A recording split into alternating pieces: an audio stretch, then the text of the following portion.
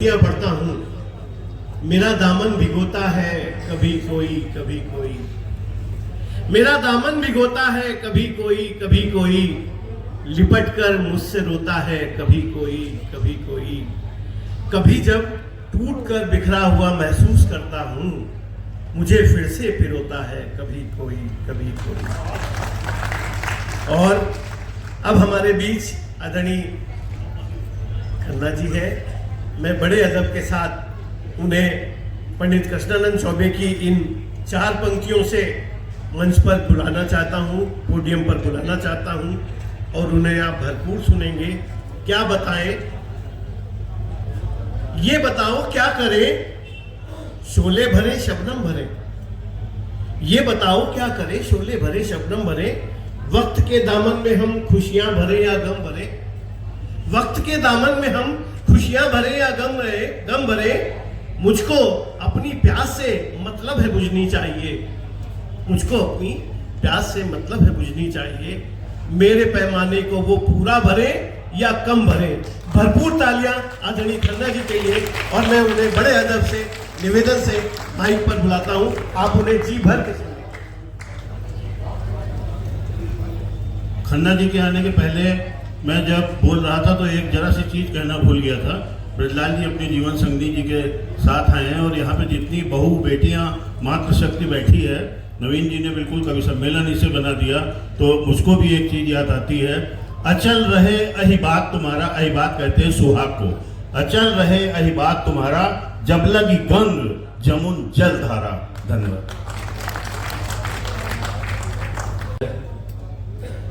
आज के इस पुस्तक विमोचन के कार्यक्रम हमारे रविंद्रालय परिवार के ओर से उत्तर प्रदेश सरकार में मंत्री रहे आदरणीय श्री उज्ज्वल रमन सिंह जी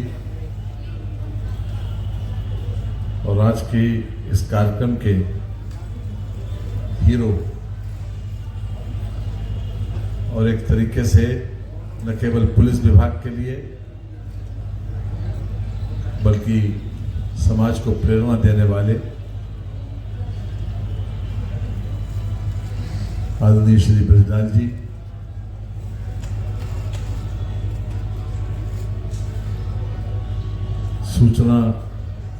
मुख्य सूचना आयुक्त श्री आर.पी. विश्वकर्मा जी, श्री सुधीर हलवासिया जी, मंचासीन सम्माननीय श्री राजेश सिंह जी, श्री मनोज चंदेल जी, श्री अवेलिया जी और मेरे समस्त उपस्थित सभी प्रबुद्धजनों, पत्रकार एवं छायाकार मित्रों,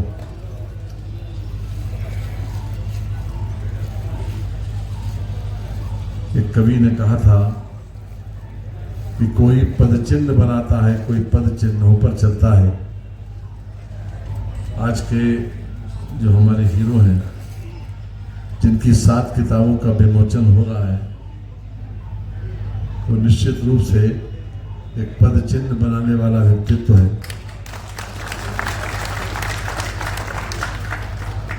जो अभाव में पलकर और एक संघर्षपूर्ण जीवन व्यतीत करके अपनी क्षमता, योग्यता और परिश्रम के आधार पर भारतीय पुलिस सेवा में अपना योगदान दिया और उसके बाद उसमें कई कीर्तिमान स्थापित किए।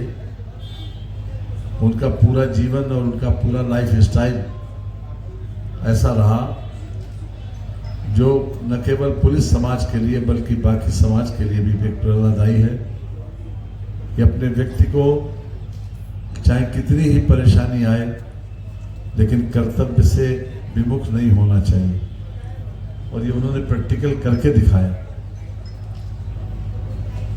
उनकी जो किताबें हैं,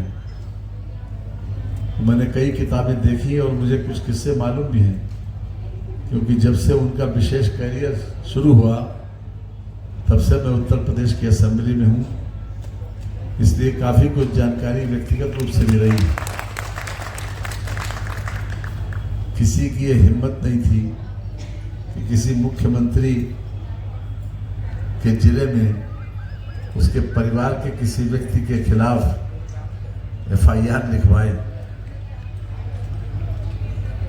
हालांकि 84 दिन के बाद वो स्थान उन्हें छोड़ना पड़ा, लेकिन जिंदगी के कई ऐसे मौके आए, चाहे आतंकवादी मुठभेड़ का मामला हो या अपराधियों के साथ मुठभेड़ का मामला हो, जिसको अपने जीवन में 2-2 गारंटी अवार्ड मिले हों, उसका व्यक्तित्व अपने आप में एक अनुकरणीय है। और उन्होंने जितना अपनी किताबों में लिखा है, उनकी याददाश्त बहुत अच्छी है, ये भी गॉड गिफ्टेड है। और उनका आज भी वर्बेटम से आप चाहे उनके सन 80 का कोई घटनाक्रम पूछ लीजिए, चाहे 90 का पूछ लीजिए, आज भी उनको वर्बेटम से उसको याद, मतलब घटनाक्रम किस प्रकार से घटा, वो सारी की सारी सीक्वेंस बना के वो आपको नरेट कर सकते हैं। और जिस प्रकार से उन्होंने यहाँ पर अपनी आज बात कही, कई लोग उससे बहुत ज़्यादा अभिभूत भी हुए, मैं देख रहा था, और मुझे भी बहुत खुशी है इस बात की। मुझे भी, मेरा भी सौभाग्य है, वैसे भी किताबों से मेरा ज़्यादा प्रेम है, मैं काफ़ी कुछ कोशिश भी करता हूँ। मैं जितने पुस्तक मेले अभी तक हुए हैं, चाहे बलरामपुर गार्डन में हुए हों या दिल्ली में भी, मैं उनमें जाता रहा। और मैंने भी एक लाइब्रेरी बनाई है शाहजहाँपुर में, 27-28 हज़ार किताबों का कलेक्शन है। तो किसी प्रकाशक की रिकमेंडेशन पर नहीं है, वो मेरिट के ऊपर कि जहाँ जैसी आवश्यकता हो, जहाँ उसकी उपयोगिता हो। अभी हमारे मंचासीन श्री मनोज चंदेल जी कह रहे थे कि जो 2 पुस्तकें उन्होंने दिखाई जो उनके प्रकाशन हैं, एक तो ट्रेड के ऊपर है और एक नॉर्मल है, सभी विषयों पर। तो उन्होंने कहा कि मैं सामान्य रूप से ये पुस्तकें, इसमें ज़्यादा पीत पत्रकारिता नहीं है। तो हमने कहा यही कि हाँ, पीत का पत्रकारिता तात्कालिक रूप से किसी न किसी रूप में हमको सेंसेशन पैदा करती है, कहीं न कहीं हमारा ध्यान आकर्षित करती है, लेकिन बाद में उसकी जब पोल खुलती है तो फिर लोग कहते हैं कि अरे हटाओ, ये तो रोज ऐसे लिखता है। आज भी वही पत्रिका की ख्याति, पब्लिक परसेप्शन को एक घटना से नहीं बनता, लगातार चेन ऑफ इवेंट्स हों तब कहीं जाके पब्लिक परसेप्शन बनता है। और उन पेपर्स की, उन डेली न्यूज़ पेपर्स की ख्याति, या वो चाहे व्यूज़ का पेपर हो, भले ही वीकली या फोर्टनाइटली हो, उसकी भी ख्याति अपने आप में तभी बनती है कि जब वो सच्चाई लिखता है या सच्चाई के बहुत ज़्यादा करीब रहता है। सेंसेशन पैदा करने वाली खबरें, येलो जर्नलिज्म तो सबको अच्छी तरीके से जानती है, जो भी पेपर रीडर है, कि उसकी उम्र ज़्यादा लंबी नहीं होती। अंततोगत्वा हमारा अंतःकरण कहीं न कहीं सच्चाई को पसंद करता है और उसी को एक्सेप्ट भी करता है। आज ब्रजलाल जी ने जो 7 किताबें लिखी, सियासत का सबक जोगेंद्रनाथ मंडल, ये बिल्कुल सही घटना है। और आप इसको कैसे भी अपने तरीके से, अपने एंगल से इसको वेरीफाई कर सकते हैं, मेरी जानकारी भी है। आज हालांकि जोगेंद्रनाथ मंडल हमारे बीच में नहीं है, लेकिन जिन परिस्थितियों में उनका पाकिस्तान जाना हुआ और जिस परिस्थिति में जिन्ना ने उनको बनाया, उसके 3 साल के बाद उनकी क्या स्थिति हुई, ये उन्होंने भी लिखा है। इंडियन मुजाहिदीन, ये भी बहुत कुछ इसमें सच उजागर किया गया। पुलिस की बारात, फूलन देवी और चंबल गैंग्स, कितना ज़बरदस्त इन लोगों का आतंक रहा है। खासतौर से बैकवर्ड्स का भी, आतंकियों का और किसी न किसी रूप में असामाजिक तत्वों का, उसका खुलासा इन्होंने अपनी पुस्तक में किया है, लखनऊ के रंगबाज। मुझे लखनऊ के रंगबाज ये बात कहते हुए खास तौर से आपको बताना चाहते हैं कि ब्रजलाल जी ने अपने संकलन तो किए होंगे लाइफ के रेमिनिसेंस, लेकिन पुस्तक के रूप में उसको लेखबद्ध नहीं किया। उसको लेखबद्ध अभी 4-6 साल पहले से करना शुरू किया। हमने पूछा, अभी हमने कहा आखिरकार किसने प्रेरणा दी पहले आप? तो उन्होंने एक बहुत बड़े आदमी का नाम बताया।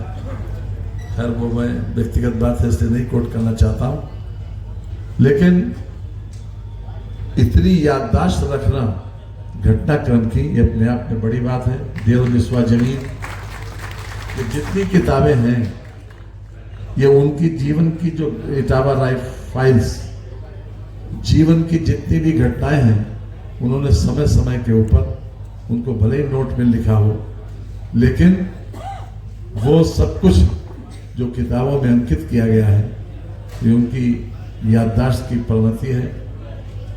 और मैं समझता हूं कि इस लेवल के व्यक्ति को अपने अनुभवों को साझा जरूर करना चाहिए। व्यक्तिगत रूप से साझा करें, उसमें समय बहुत लगेगा, तो हम कहीं ना कहीं उसको एक लिपिबद्ध या लेखबद्ध करके ही उसको साझा कर सकते हैं। और उसमें सबसे बड़ा इंग्रेडिएंट जो मुझे पसंद आता है वो उसके पीछे की सच्चाई, उसमें नमक मिर्च या कोई मुलम्मा नहीं लगाया गया। सबसे बड़ी बात तो ये। और मैं समझता हूं कि यहाँ जितने लोग बैठे हैं, प्रबुद्ध श्रोता हैं, सभी आप लोग निश्चित रूप से पुस्तक मेले में आए हैं तो साहित्य पसंद तो होगा ही आपका। आपको इस सच्चाई जानने का मौका मिलेगा और बहुत सी ऐसी चीजें भी जानने का मौका मिलेगा जो अभी तक आपको किसी न किसी रूप में नहीं पहुंची। अभी हमारे उद्घोषक कह रहे थे कि आप जी भर के आपको सुनेंगे। हमने कहा हम तो आप ही को सुनना चाहते हैं क्योंकि आपका संचालन बहुत अच्छा कर रहे हैं। मैं एक बार आदरणीय ब्रजलाल जी को, जिन्होंने पूरा करियर एक संघर्ष के साथ बिताया और एक शाइनिंग करियर रहा, लोगों को किसी न किसी रूप में इंस्पायर करने का करियर रहा, और उसके बाद जो सम्मान हमारी पार्टी ने उनको दिया और बखूबी उसको वो निभा रहे हैं। होम अफेयर्स की स्टैंडिंग कमेटी पार्लियामेंट की हो, उसका चेयरपर्सन, कितने कितने बड़े बड़े स्टारवर्ड्स रहे, तो वो पहली बार के पार्लियामेंटेरियन के रूप में उनको अपने कैरियर की वजह से जो पुराना उन्होंने बोया है उसी कैरियर की वजह से ही उनको पहली बार में इतने सम्मानजनक तरीके से वो जिम्मेदारी दी गई। हम उनको ढेर सारी शुभकामनाएं देते हैं, इस उम्मीद के साथ कि वो फिजिकली फिट है, भले ही वो 70 टच कर रहे हो, काफ़ी कुछ फिट है। और याददाश्त के बारे में तो मैं पहले बता चुका हूँ, और अभी बहुत कुछ उनको और भी लिखना भी है, करना भी। मेरी ढेर सारी शुभकामनाएं हैं उनके लिए, और आज के कार्यक्रम के आप सबके लिए मैं धन्यवाद भी देता हूँ, और विशेष रूप से उनको बधाई और धन्यवाद इस बात के लिए देता हूँ कि उनकी लेखनी इसी प्रकार से चलती रहे, किसी से प्रभावित न हो, किसी से भी, और जो प्रभावित हो तो वो सिर्फ सच्चाई से। बहुत बहुत धन्यवाद। बहुत बहुत धन्यवाद दादा।